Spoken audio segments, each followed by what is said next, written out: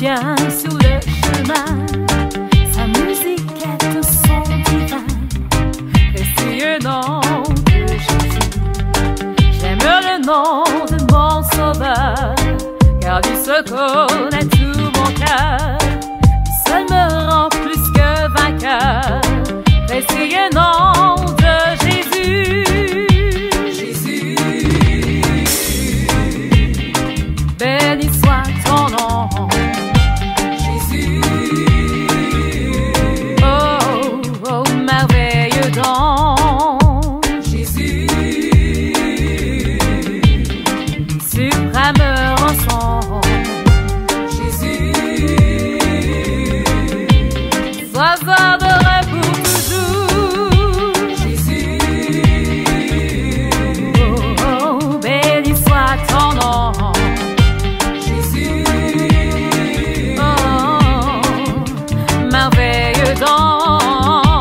Jésus, suprême rançon. Jésus, sois adoré pour toujours.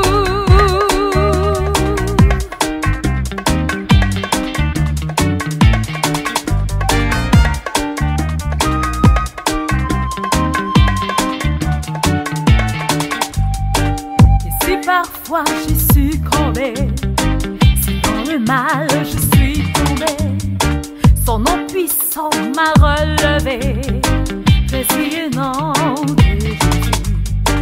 Et lorsqu'avec lui je serai, et lorsqu'enfin je le verrai, alors sans fin je redirai, précieux nom de Jésus. Jésus, oh, oh, béni soit ton nom. Jésus,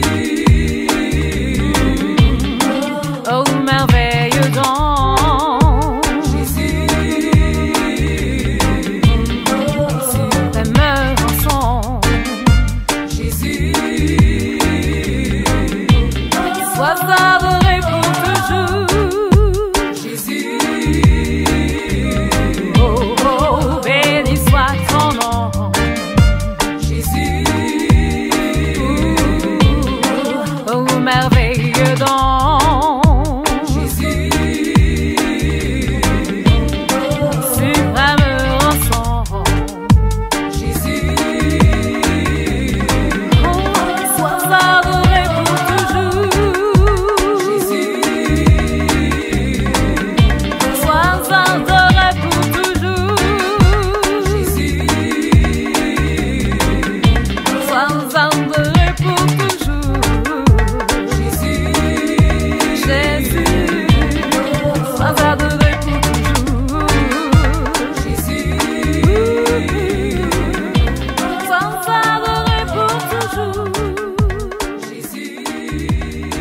Jésus, sois adoré pour toujours. Jésus, oh, oh, oh.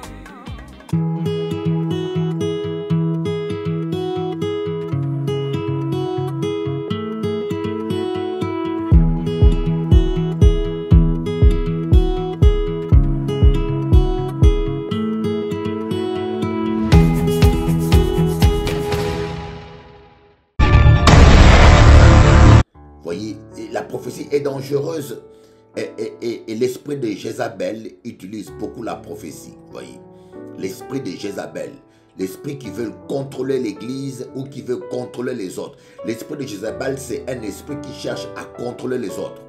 Comme la véritable Jézabel. Quelle profondeur ont la richesse, la sagesse et la connaissance de Dieu, que ses jugements sont insondables et ses voies impénétrables. Voyez, les voies de Dieu sont impénétrables. Je vais vous parler de l'apôtre Paul, de la navigation de l'apôtre Paul. On va lire surtout dans Actes des Apôtres. On va rester là. Actes des Apôtres à partir du chapitre 27. On va lire le chapitre 27 et le chapitre 28. Parti de là, nous avons longé l'île de Chypre parce que le vent était contraire. Parti de là, nous avons longé l'île de Chypre parce que le vent était contraire. Donc l'apôtre Paul, quand il était jugé, il a réclamé de comparaître devant César. Et on l'a mis dans le bateau avec tous les autres prisonniers. Il allait en direction de Rome, mais il y avait le vent contraire. Jésus a rencontré le vent contraire. Paul aussi a rencontré le vent contraire. Toi aussi, tu vas rencontrer le vent contraire. J'aime ce passage parce qu'il est riche. Les deux derniers chapitres de Actes des Apôtres, c'est très très riche et très très très pragmatique pour nous aujourd'hui. Mais je me dis, mais pourquoi Paul n'a pas calmé la tempête? Est-ce que vous ne vous êtes pas posé la question? Mais le vent était contraire. Mais Jésus, lui, il a calmé la tempête. Mais pourquoi Paul n'a pas calmé la tempête? Voyons voir maintenant. Donc, Paul avait le vent contraire. Dans la vie, il y aura des vents contraires, bien-aimés. Ce n'est pas parce que tu marches avec Dieu, parce que tu es chrétien, que tu n'auras pas de l'opposition. Les vents contraires, c'est de l'opposition. Et parfois, certains vents contraires sont dans le plan de Dieu. Oh my God, merci Seigneur pour les vents contraires. S'il te plaît, n'arrête pas tous les vents contraires. Certains vents contraires sont contraires à la volonté de Dieu. Mais certains vents contraires sont dans le plan de Dieu. Nous voyons verset 7. Pendant plusieurs jours, nous avons navigué lentement. Ça va pas trop vite. Ah, ça c'est le problème de notre génération. Nous aimons tellement que les choses aillent vite. Ça va pas trop vite. Quand est-ce que mon mari viendra? Quand est-ce que mon mariage arrivera? Quand est-ce que je trouverai du travail, Bishop? Oh, on m'a appelé au ministère. Quand est-ce que je vais commencer le ministère? Ça ne va pas trop vite. Ne soyez pas pressés. Ne dansez pas plus vite que la musique, mon ami. Qui nous a enseigné ce que c'est que la prophétie. Il n'y a aucun apôtre qui a expliqué les dons spirituels comme l'apôtre Paul.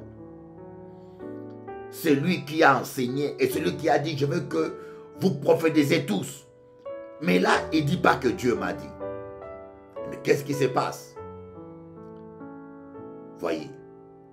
Mais aujourd'hui, c'est tout le temps Dieu m'a dit, le Seigneur m'a dit. Non. Donc, et puis, l'apôtre Paul, ici, il parlait d'une conviction profonde. Vous savez, il y a des choses que l'on ressent, mais qu'on ne peut pas prouver. Voilà pourquoi il a dit, je vois. Il n'a pas dit l'esprit, parce que c'est son esprit qui voit. Il n'a pas dit l'esprit voit, non, c'est son esprit qui voit. C'est-à-dire qu'il sent dans son cœur une grande conviction. J'avais dit que des fois, Dieu nous parle par une conviction grande. Je sens que cet homme-là ment. Je n'ai pas de preuve. Je ne dirais pas que Dieu m'a dit que tu mens. Non, je dirais, je vois que tu mens. Donc, il y a une conviction profonde que Dieu peut mettre en nous. Voyez, l'apôtre Paul ici a fait une erreur. Hein? Je vais vous montrer pourquoi. Il a dit, il sent que la navigation ne se fera pas sans dommage. Mais il a dit, dommage pour le matériel et dommage pour les hommes. Alors que c'est faux. Vous allez voir que les hommes n'ont eu aucun dommage. Aucun homme n'est mort. Vous voyez, lorsque le Saint-Esprit nous parle par une voix douce ou par une conviction, des fois, c'est approximatif. Vous voyez. Je vois que telle personne n'arrivera pas à la fin de son voyage. Vous voyez. Je ne dis pas que Dieu m'a dit, mais je sens comme une conviction. Je sens que Vous savez, un exemple. Un jour, ma mère, la dernière fois que j'ai vu ma mère à Paris, quand je l'ai vue, j'ai senti une voix douce à l'intérieur de moi qui m'a dit, c'est la dernière fois que tu la vois, vivante. Le Seigneur m'a averti. J'ai senti ça. Si je ne vous dis pas ça, je mentirai. Et je n'ai pas voulu accepter ça. Mais j'ai senti comme une conviction. Donc j'ai vu cela. Et j'ai dit à ma mère, maman, fais attention à toi. Règle ta vie. Tu as échappé beaucoup à des dangers. Mais maintenant, règle ta vie, fais attention à toi. Voilà ce que je lui ai dit. Vous comprenez? Donc parfois, on sent les choses. Tu entends? On dit le Seigneur m'a dit, quand on peut le prouver d'une manière objective. Dans une église, un chrétien dit, le Seigneur m'a dit, quand tu peux le prouver d'une manière objective. J'ai entendu une voix et j'ai eu un signe objectif. Parce que le voix, tout le monde peut la voir, entendre les voix. Est-ce que c'est la voix de Dieu? Est-ce que c'est la voix des démons? Est-ce que c'est tes propres pensées? Mais quand tu as une forte conviction à l'intérieur de toi, tu sens vraiment que l'Esprit t'a parlé, mais tu n'as pas de preuve objective, on dit je vois que, je sens que, la navigation, je sens. Et là, même si tu te trompes, mais ça n'engage que toi, tu n'engages pas le nom du Seigneur. L'apôtre Paul dit, je vois, voyez, parce qu'il sentait que la navigation se fera avec difficulté. Voilà pourquoi il n'a pas arrêté la tempête même. Parce que le Seigneur ne l'avait pas convaincu d'arrêter la tempête. Vous comprenez? Plusieurs fois, on sent les choses, mais on ne prête pas attention. Mais je vous dis, il ne faut pas parler, dire plus que ce que Dieu vous dit. Ici, l'apôtre Paul a parlé un peu trop. Il a dit, voyez, il y aura beaucoup de pertes, non seulement pour la cargaison et pour le bateau, mais encore pour nous-mêmes. Voyez, c'est ce qu'il a senti. Il voyait un danger, mais il n'a pas prophétisé, hein? Parce que Dieu avait décidé autrement, comme on le verra. Mais le verset 11 dit, mais l'officier se fiait plus au capitaine et au patron du bateau qu'aux paroles de Paul. Voyez, parce que Dieu avait un plan caché. Même l'apôtre Paul ne connaissait pas le plan de Dieu. Voyez, nous avons aujourd'hui des pasteurs ou des prophètes qui connaissent tout. Vous savez, un véritable homme de Dieu c'est un homme qui doit apprendre à dire « je ne sais pas ». Quelqu'un m'a dit « Bishop Eli, est-ce que Dieu t'a dit quelque chose sur moi ?» J'ai dit « je ne sais pas ». On n'est pas de Dieu, on ne peut pas tout savoir. Et les gens qui prétendent tout savoir, c'est des gens à un moment donné qui dérapent, qui disent des bêtises et qui se trompent. On ne peut pas tout savoir. Dieu peut te cacher quelque chose.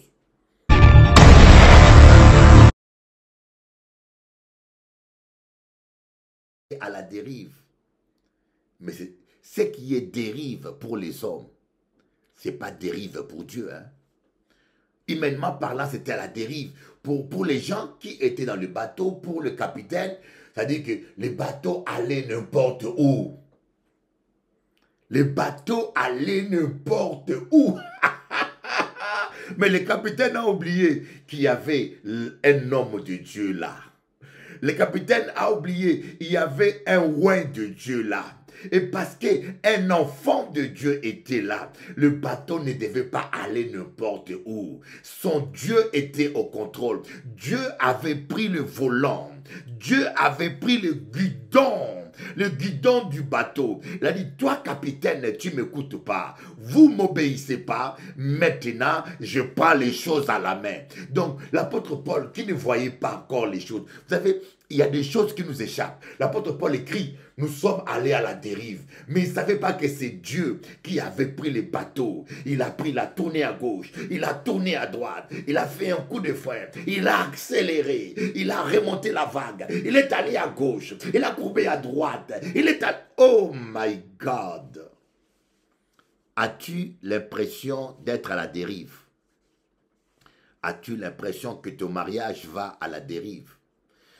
As-tu l'impression que ton fils va à la dérive? As-tu l'impression que tes finances vont à la dérive?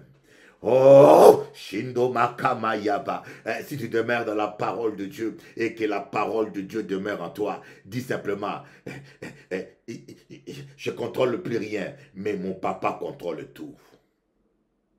Je ne contrôle plus rien, mais mon papa contrôle tout. Je ne suis jamais à la dérive. Tu n'es pas à la dérive. Peut-être que tu ne contrôles plus rien de ta vie. Voilà, le monsieur a lancé le procédure de divorce. Vous voyez, le monsieur, tu es dans des difficultés. Je ne sais pas qu'est-ce qui se passe dans ta vie. Tu n'arrives plus à redresser les choses. Le vent est tellement fort que tu vas à gauche, à droite. Tu ne sais plus comment sera le lendemain. Tu ne sais plus quel deviendra ton fils, ta vie. Tu ne sais plus savoir qu'est-ce qui va arriver demain. Voilà ce qu'on appelle aller à la dérive. On ne sait plus qu'est-ce qui t'attend demain. Qu'est-ce qui va arriver demain? Le bateau va à gauche, le bateau va à droite. Oh my God. Tu ne sais plus prévoir l'avenir. Tu ne sais plus. Tu dis, et quand on est dans de telles situations, des fois on dit, Seigneur, tu m'as abandonné. Pourquoi Dieu m'a abandonné? Ou des fois les frères vont dire, tu as dû pécher, comme le cas de Job. Il y aura toujours des gens religieux et méchants qui vont essayer de vous accuser d'avoir commis un péché que vous n'avez pas commis. Voyez, qui vont toujours essayer de vous dire, de vous reprocher quelque chose. Mais non, si le bateau est à la dérive, ce n'est pas seulement parce que tu as péché, ce n'est pas seulement parce que le diable est fort, ce n'est pas seulement parce qu'il y a un blocage ou la sorcellerie. Parfois, c'est parce que Dieu a pris le guidon. Dieu a pris le guidon de ta vie. Il a décidé de prendre un chemin que tu ne connais pas. Il a décidé de t'amener quelque part que tu ne sais pas encore. Dieu t'amène quelque part. Dieu t'amène quelque part. Dieu a un plan pour ta vie. Tu n'es pas en dérive. Tu n'es pas en dérive. Tu n'es pas perdu. Ton Dieu est avec toi. Si tu ne l'as pas abandonné, si ta parole demeure en toi et tu demeures dans sa parole, tu dois savoir que ton Dieu est avec toi, que tu ne pas...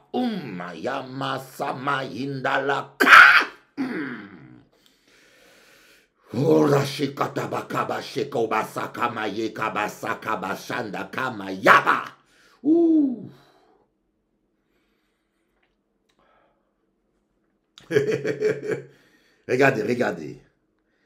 Le verset 18. On va voir ça. Le verset 18.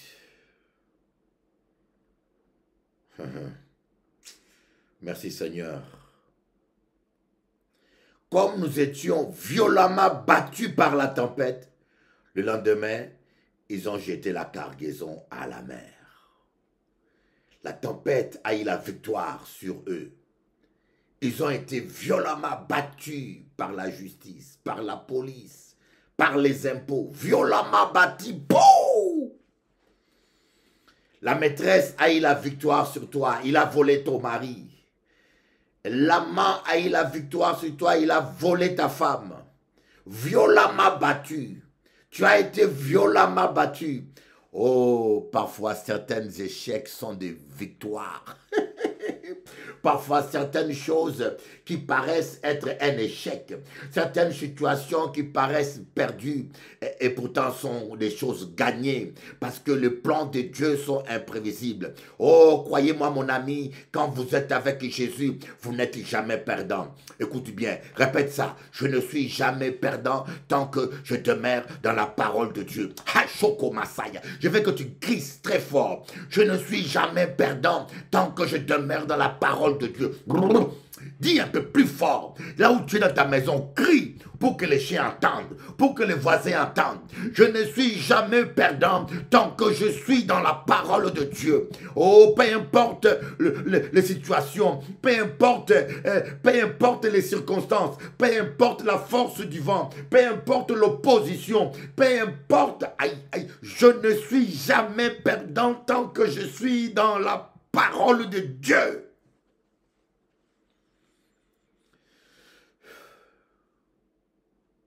Tu n'es pas perdant. Rira bien, rira les derniers. Pour eux, tu es perdant. Pour les gens du monde, tu es perdant. Pour ceux qui n'ont pas la révélation, tu es perdant. Mais j'aimerais te dire une chose. Tu n'es jamais perdant tant que tu demeures dans la parole du Dieu Tout-Puissant. Sakabada Kandababa Yatamashika Baba. Pour clôturer, on va lire le verset 21 au verset 24. Écoutez maintenant. Et quand la situation semble confuse, maintenant Dieu va venir parler à son serviteur. Il y a un moment donné, Dieu peut se taire, mais il y a un moment donné, Dieu parle. On n'avait pas mangé depuis longtemps. Alors Paul, debout au milieu d'eux, leur a dit, « Mes amis, il aurait fallu m'écouter, il fallait m'écouter, ne pas quitter la Crète, afin d'éviter ces dommages et ces pertes. Mais maintenant, je vous invite à prendre courage, car aucun de vous ne perdra la vie. Seul le bateau sera perdu. » Voilà un prophète. Voilà un prophète. Oh Seigneur, est-ce qu'on peut avoir de tels prophètes aujourd'hui? Je suis fatigué avec tous ces charlatans, Seigneur. Toutes ces microbes, ces voleurs. Hein? Le monsieur, 4 personnes dont le numéro termine avec 12, 15, 14. Le numéro, oh là là, des comédiens, oh Reba, Shiba, Sayababa, oh Jésus. Et vous vous laissez avoir avec ces genres de charlatans. Hein? Et Dieu va passer son temps à lui donner le numéro de téléphone des gens. Il y a une personne dont le numéro termine par 15, 12, 13. Des comédiens. Hein? Ah, j'ai vu quelqu'un au lit, tu es au lit, dans tel hôtel, avec tel homme, tu as mis un caleçon rouge. Mais est-ce que vous pensez vraiment que Dieu a le temps de perdre avec des choses comme ça? Hein? Oh Seigneur, Seigneur. Voilà une prophétie utile. Aucun de vous ne mourra, un vrai prophète. Voyez, vous savez, au début il a dit, je vois que il y aura des pertes matérielles, bateaux et même pour nous-mêmes. C'est ce qu'il sentait dans les dangers. Maintenant, Dieu vient préciser. Dieu lui dit, ok, regardez, le verset 22. Mais maintenant, je vous invite à prendre courage, car aucun de vous ne perdra la vie, seul le bateau sera perdu. Verset 23. En effet, un ange du Dieu auquel j'appartiens et que je sers m'est apparu cette nuit. Aujourd'hui, les chrétiens voient que les démons, les soukounia, les sorciers, ah pasteur, j'ai vu un démon. Mais vous voyez que les démons, les diables, les soukounia, mais il est temps que nous commençons à voir les anges. Et vous savez pourquoi les chrétiens aujourd'hui ne voient que les démons, les sorciers, les ceci? Parce que les pasteurs aujourd'hui ne parlent que de ça. Au fur et à mesure qu'on leur parle que du diable, des sorciers, des démons, les chrétiens ne voient que ça. Ils ne voient que les démons, les diables par là. Oh my God. En effet, un ange du Dieu auquel j'appartiens et que je sers m'est apparu cette nuit. Voyez, il ne dit plus que je sens que, ou je vois que, mais il parle un ange. Il n'a pas dit le Seigneur m'a dit, oh, Jésus m'a dit, non. Il a dit, j'ai vu un ange. Un ange m'est apparu cette nuit. Voyez? Une prophétie doit être précise. Arrêtez avec le charlatanisme dans l'église, l'exhibitionnisme spirituel. Quand Dieu parle, c'est précis, c'est clair. Dieu m'a parlé comme ça, j'ai entendu une voix audible. Dieu m'a parlé comme ça, j'ai vu Jésus, il m'a dit ceci, cela. J'ai vu un ange, il m'a dit ceci, cela. Où je sens que, où je vois que. Soyez précis. Un langage confus, c'est la Babylone. Dieu n'est pas dans la Babylone. C'est les prophètes de Babylone qui vous amènent des langages confus. Et m'a dit, Paul, n'aie pas peur. Il faut que tu comparaisses devant l'empereur. Et voici que Dieu t'accorde la vie de tous ceux qui naviguent avec toi. C'est pourquoi, mes amis, prenez courage. J'ai confiance en Dieu. Tout se passera comme cela m'a été dit. Jésus. Paul, il faut que tu comparaisses devant César. Voilà le plan de Dieu. N'aie pas peur. Non pas seulement tu es béni et tu es protégé, mais tous ces voyous-là, tous ces bandits-là, tous ces gens mal élevés, parce qu'ils sont dans le même bateau que toi, ils seront bénis. Oh Jésus, tu es merveilleux. Vous vous rendez compte? C'est qu'un homme de Dieu. Est-ce que vous vous rendez compte qu'est-ce que c'est qu'être un enfant de Dieu? Tous ces bandits-là, ces voyous, ces violeurs, ces escrocs, tous ces voyous-là, ces microbes-là, ils ne mourront pas parce qu'ils sont dans le même bateau que toi, Paul. Hein? Non, bien-aimé, tu es béni, tu n'es pas n'importe qui. Voyez, comme moi j'habite ici, là, hein, tout ce quartier-là est béni. Hein. J'habite à Sainte-Anne, mais dans le quartier où je suis, tout le quartier est béni. Tout le quartier-là est béni parce que je suis là. Donc Dieu ne te bénit pas seulement toi. Il bénit même ton voisin.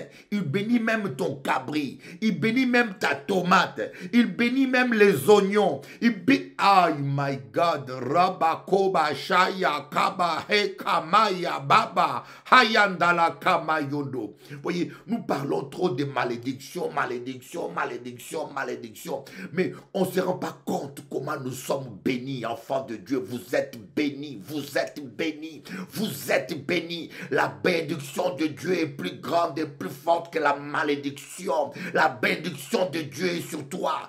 Ta coupe va déborder. Pourquoi ta coupe déborde? Pourquoi? Est-ce que tu t'es posé la question pourquoi Dieu oint la tête loin d'huile ta tête et ta coupe déborde. Ta coupe doit déborder pour couler sur ton voisin, pour couler sur ton mari qui est païen, pour couler sur tes enfants peut-être qui sont incrédules, pour couler sur les passagers de l'avion qui sont avec toi. Ta coupe doit déborder, ta coupe doit déborder pour toucher les tomates, pour protéger ton chien, pour protéger ton cabri, pour protéger les oiseaux, ta coupe doit déborder, ta coupe doit déborder. Tout ce que tu touches est béni, tout ce que tu touches est béni.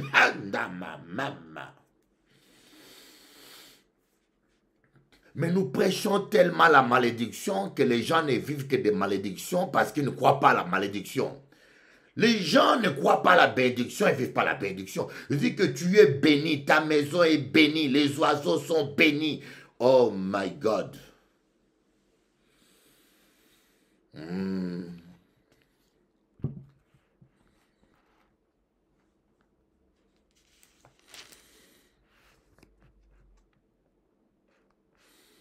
Et on va bientôt terminer là. Hein? Les soldats, comme vous voyez au verset 43, les soldats furent d'avis de tuer l'apôtre Paul. Et tuer tous les bandits. Vous voyez, les diables ne lâchent pas. Hein? Les diables aussi, il est persévérant. Hein? Hein? Les diables aussi est persévérant. On va voir ce passage-là. Hein? Le diable aussi, il est persévérant. Hein? Mais Il va toujours échouer, bien-aimé. Il va toujours échouer parce que Dieu est Dieu. Il ne peut pas avoir la victoire sur toi. Nous voyons au verset 42. Regardez. Le complot du diable.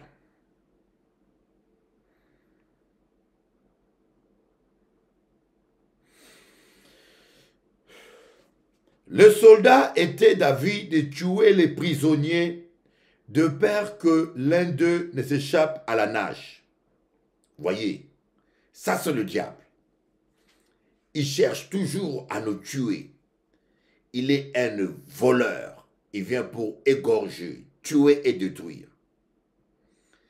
Verset 43. Mais l'officier qui voulait sauver Paul les a empêchés de mettre ce projet à exécution.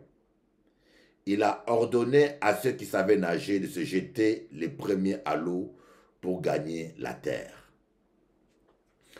Quand Dieu, la Bible dit que quand Dieu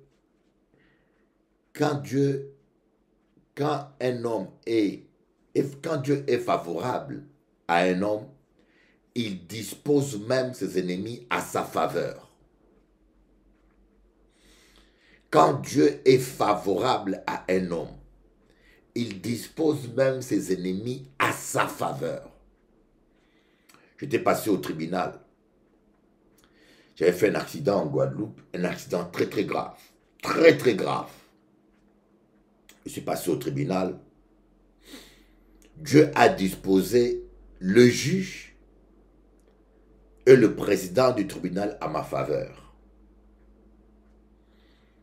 Quand il fallait trancher, je vous dis, aucune sanction. On a demandé au procureur, Madame la procureure, qu'est-ce que tu dis? Rien à dire. Madame la procureure, qu'est-ce que tu décides? Qu'est-ce que tu dis? Je n'ai rien à dire. Qu'il paye une amende de 2000 €. Et le président du tribunal a dit, messieurs, on comprend. Ça peut arriver un accident, ça peut arriver à tout le monde. Même l'amende, tu ne le payes pas. Mais croyez-moi, la situation était grave. Si ce n'était pas la main de Dieu, j'aurais perdu au moins 6 points. L'accident était très, très, très, très grave. J'aurais pu même mourir. Mais quand Dieu est avec toi,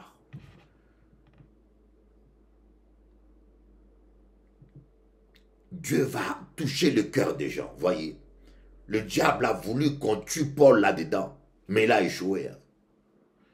Et nous voyons maintenant, quand il a échoué, il ne s'est pas arrêté là.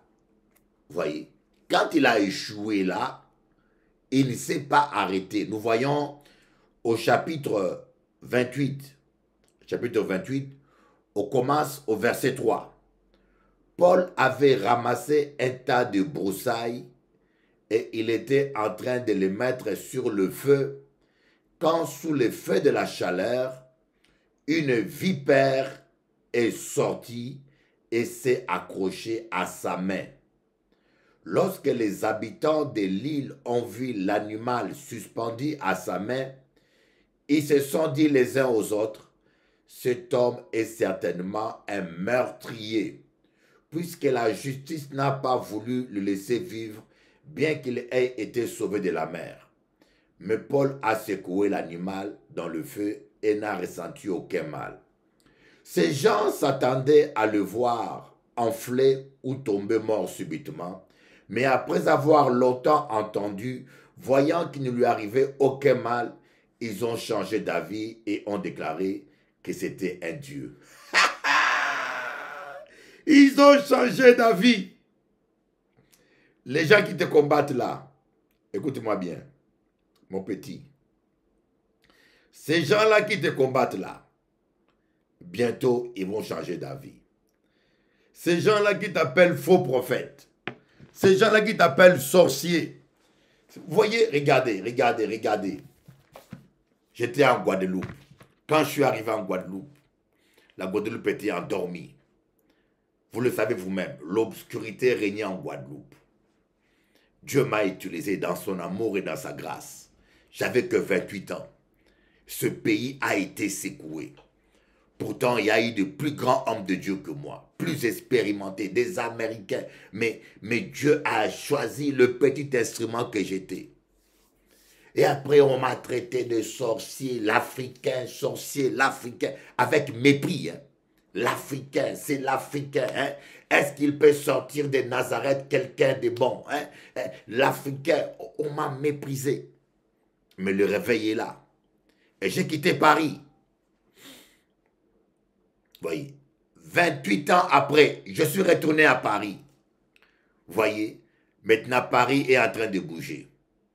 28 ans après, aucun homme de Dieu ne passait dans les médias, à la télévision comme je le passe. Dieu a ouvert la porte de la télévision. Voyez, je signe des autographes, partout je rentre, dans l'avion, partout je descends, les gens me reconnaissent. Vous savez, quand Dieu vous fait grâce. Ces gens-là qui m'ont critiqué, que Dieu pardonne, surtout beaucoup de gens en Guadeloupe. Quand vous allez dans les réseaux, ce matin, je suis allé dans un réseau, écoutez bien aimé, je postais une vidéo. Je vais vous montrer les preuves. Je vais vous montrer les preuves. Hein. Je vous le montrerai à l'écran. Je postais une vidéo. Ah, je l'ai effacée. Il y a eu 5 commentaires. 5 commentaires. À peu près 6 commentaires. 4 commentaires. Quand tu cliques, on m'insulte, escroc, ceci. Quand tu vois, c'est Guadeloupe, Guadeloupe, Guadeloupe. Ça me fait mal. Ça me fait mal. Je dis, mais qu'est-ce que ces gens ont? Qu'est-ce que vous avez? Il faut dire béni soit celui qui vient au nom du Seigneur. Dieu vous envoie un messager. Bénissez-le. Qu'est-ce que vous avez toujours à insulter les hommes de Dieu? Les marabouts passent, vous ne les insultez pas. Les prêtres vaudous passent. Pourquoi vous êtes comme ça? Et je ne dis pas que c'est tous les Guadeloupéens. Dans mon église, merci Seigneur, dans mon église, j'ai des Guadeloupéens extraordinaires. J'ai une famille en Guadeloupe. Mais il y a un esprit d'antichrist dans ce pays. Vous ne voulez pas les reconnaître. Il y a un esprit d'antichrist. Est-ce que vous trouvez normal, dans une page comme Facebook, il y a des Martiniquais, il y a des Guadeloupéens, il y a des Réunionnais, il y a des Africains. Dans une page comme Facebook, quand tu vois 6 commentaires, je vous dis bien 6 commentaires, j'ai vérifié 4 personnes qui m'insultent Guadeloupe, Guadeloupe, Guadeloupe, Guadeloupe. Martinique dit merci, gloire à Dieu, merci Seigneur. Quelqu'un dit d'où il vient ce pasteur? Ah, je dis mais Seigneur, vous devez prendre l'autorité, il y a un esprit là. À Guadeloupe, il y a un esprit d'antéchrist, il y a un esprit de méchanceté, il y a un esprit qui est là pour combattre l'œuvre de Dieu, combattre les enfants de Dieu. Il y a un esprit qui est là. Ne soyez pas chauvins. Il faut les reconnaître et combattre ces démons. J'ai fait 5 ans de télévision en Martinique. Je vous l'ai dit devant Dieu le Père. Écoutez bien. Je vous l'ai dit devant Dieu le Père. Le Saint-Esprit me témoigne, je ne rajoute pas. J'ai fait 5 ans de télévision Zouk TV. J'ai reçu les appels tous les jours pendant 5 ans. Pendant 5 ans, je recevais les appels toutes les semaines. J'ai eu qu'une seule personne qui m'a insulté. Une seule personne. Et la personne qui m'a insulté, les gens l'ont répondu pendant 1 mois. Mais quand je faisais la télévision en Guadeloupe, je ne pouvais pas laisser seulement une journée. Je vous dis bien devant Dieu, ceux qui sont avec moi, ils le savent. Pasteur Francette, Pasteur Pierrot, vous savez vous tous que je ne prenais jamais des appels à la télévision à cause de ça. Pendant plus de 20 ans de télévision, je ne prenais jamais les appels téléphoniques. Parce que dès que tu dis appel téléphonique, on insulte, on te maudit. Je dis, mais... Et quand tu finis l'émission, tu pars, Ludivine, qui est déjà, qui n'est plus vivante, hein, elle vient après moi. Elle fait 2 heures d'émission.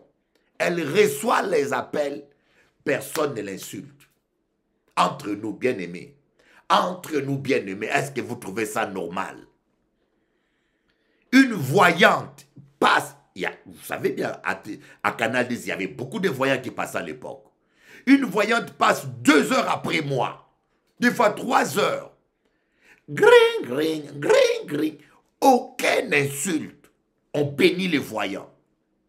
Mais un homme de Dieu ne peut pas faire une matinée, 1 heure, sans qu'on l'insulte. Voilà pourquoi on doit prendre autorité sur cet esprit de méchanceté, d'antichrist.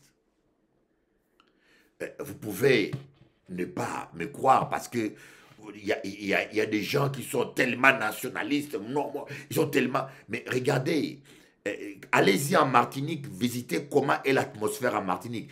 Allez visiter les églises en Martinique, vous allez voir comment l'atmosphère est détendue, combien les églises sont nombreuses, remplies. Allez-y en Martinique, vous allez voir comment les églises grandissent.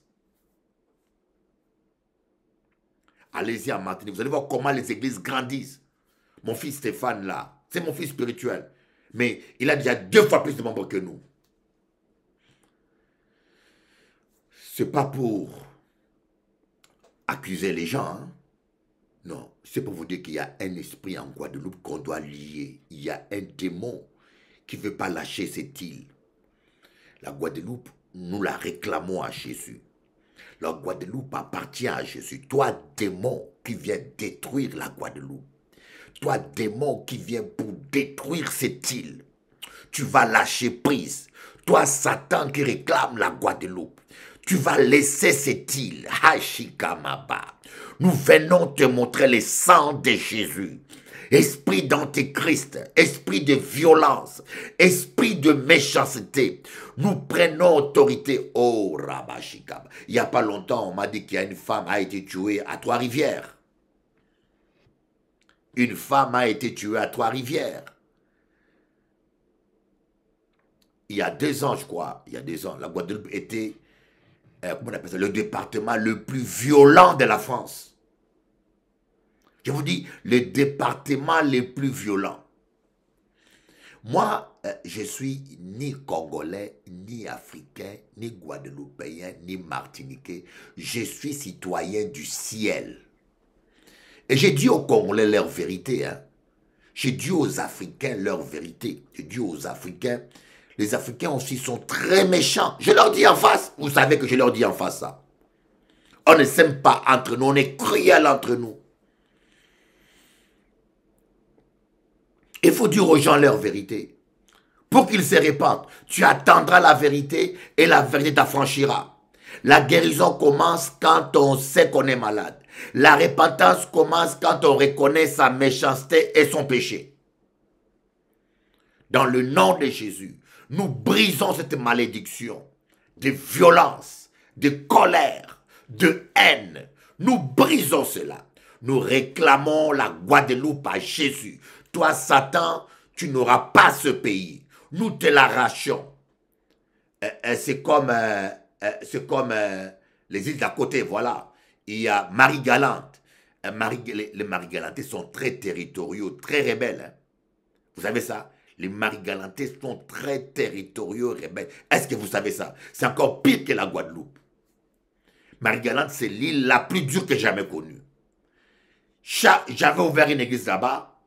Tous les 2 semaines, tous les 3 semaines, il fallait changer les pasteurs. Il fallait changer les pasteurs.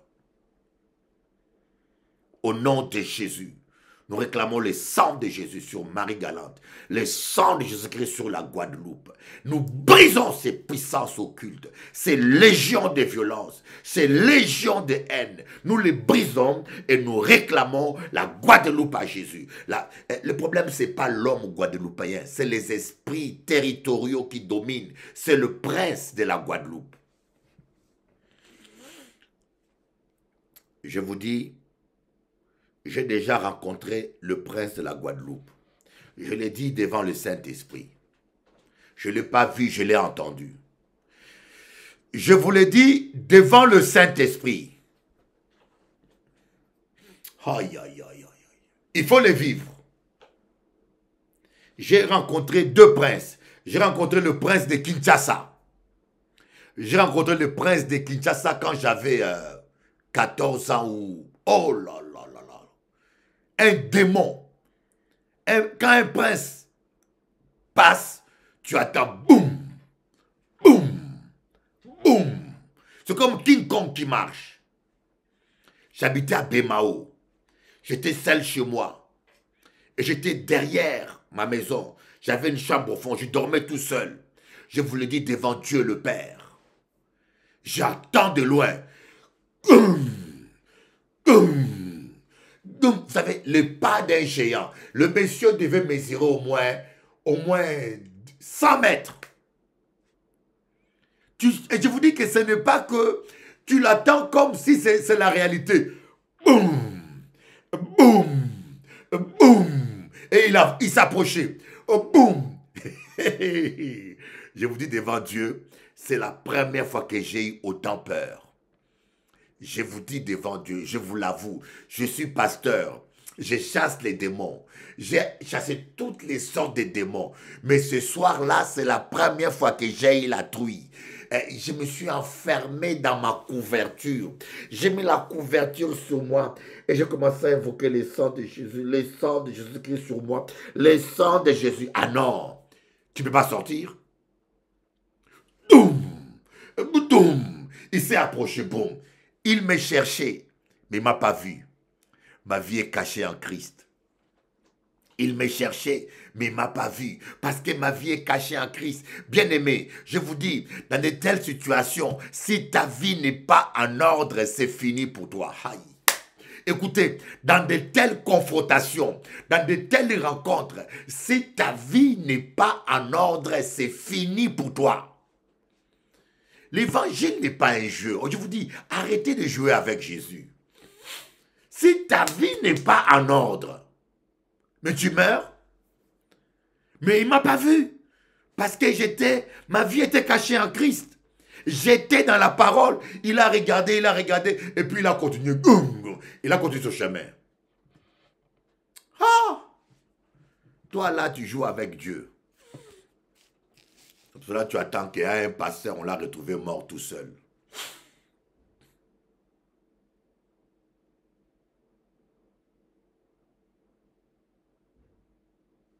Le soir est là. Merci Patrice. Alléluia. Voyez. Et le venin était là en train de piquer, de mordre Paul. Et l'apôtre Paul voyait le venin qui disait, tu vas mourir bientôt. Les hommes disaient, tu vas mourir bientôt.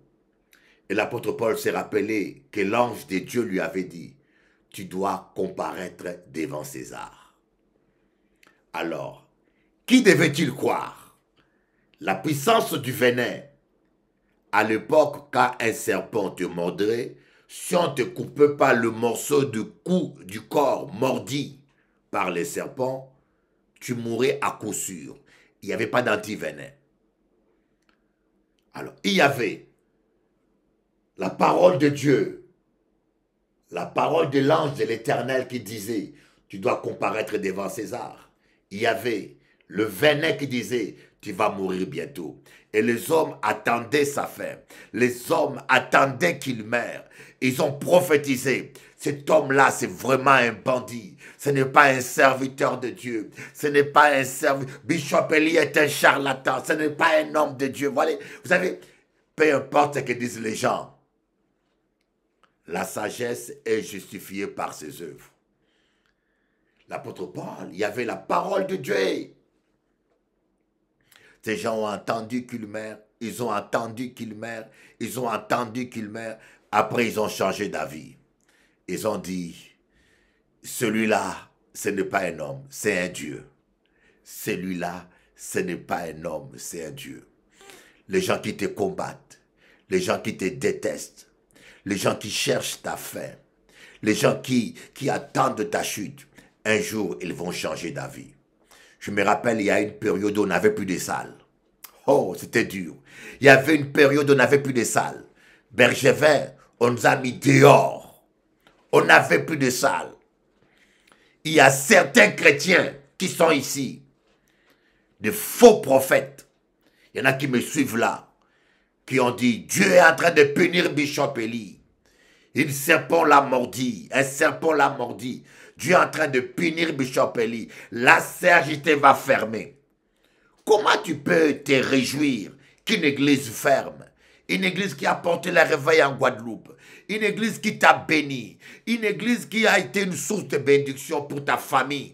Et toi, tu prophétises qu'elle va mourir. Et tu attends ce qu'elle meure. Tu ne vois pas que de la méchanceté est en toi. Hein? Ta prophétie de méchanceté. Faux prophète. Kamayaba, Sayababa. Voyez? Voilà pourquoi tu vois le malheur qui t'arrive. Regarde ta famille. Regarde bien ta famille. Tu vois pourquoi le malheur t'arrive? Parce que tu n'as pas un cœur bon. Tu es méchant. Tu dois te repentir. Tu dois te repentir. Et ils attendent la fin. Ils sont là. Ils attendent la fin. Mais Dieu est Dieu. J'ai dit, Seigneur, si cette église-là vient de toi, Seigneur, fais quelque chose. On n'est pas dehors. On est toujours là. On est toujours là. Croyez-moi, les gens peuvent être méchants. Surtout ceux que vous appelez chrétiens là. Ceux que nous appelons chrétiens. Je peux encore comprendre la prostituée qui ne connaît pas l'évangile, qui est méchante. Je peux encore comprendre le païen qui boit son alcool, il ne connaît pas l'évangile. Je peux encore comprendre ces gens-là. Mais toi, tu connais l'évangile, tu pries en langue, tu parles en langue, on te prêche tous les jours, tu lis la Bible. Mais tu ne changes pas de cœur. Tu attends la fin de l'autre. Tu souhaites même la fin de l'autre. Tu prophétises avec joie le malheur des autres. Soi-disant prophète. Soi-disant prophète. Mais tu prophétises que le malheur. Tu n'encourages personne. Tu décourages que les gens. Tu vois que les défauts dans les gens. Oh Seigneur Dieu. Seigneur, pardonne-nous Jésus. Pardonne-nous. Pardonne-nous. Pardonne-nous. Et vous voyez, la suite, on va voir la suite. Avant que je termine, on va lire la suite. Ça fait 2 enseignements. Ça fait 2 enseignements pour la télévision. Alléluia.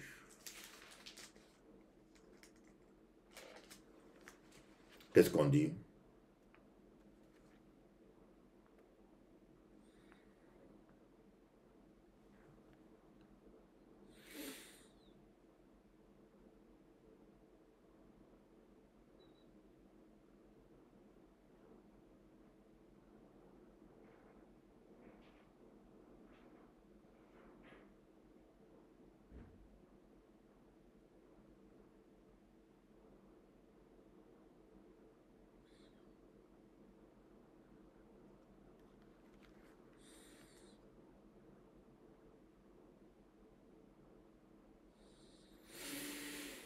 Vous voyez, le Seigneur a visé cette île-là.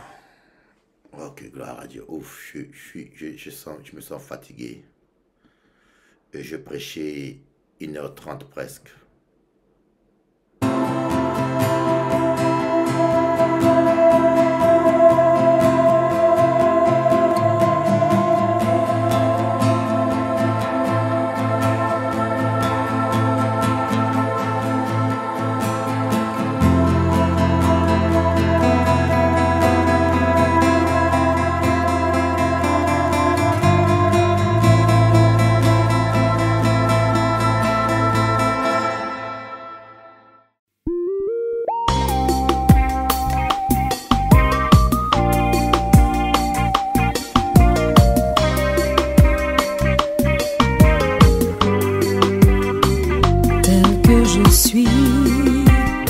Sans rien à moi, sinon ton sang versé pour moi, et ta voix qui m'appelle à toi, agneau de Dieu, je viens à toi, tel que je suis, je viens à toi.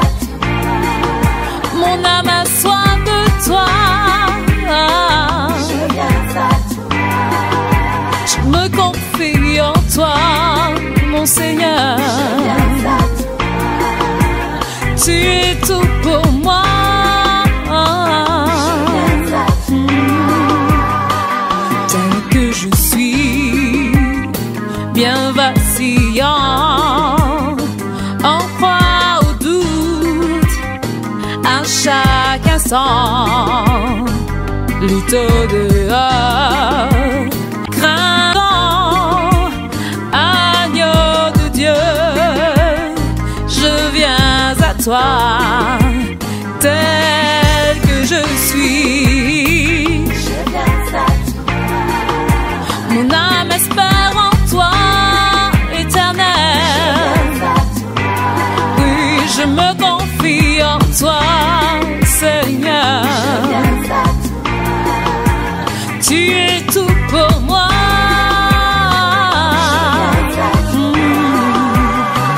Tel que je suis, ton cœur est prêt à prendre le mien tel qu'il est pour tout changer. Sauveur parfait, agneau de Dieu, je viens à toi tel que je suis. Je me confie en toi, Seigneur. Oh, oh, tu es tout pour moi. Oh, mon âme espère en toi, mon sauveur. Oh, tel que je suis. Je me confie en toi. Seigneur mon Dieu, tu es tout pour moi. Tu es mon seul sauveur, Jésus.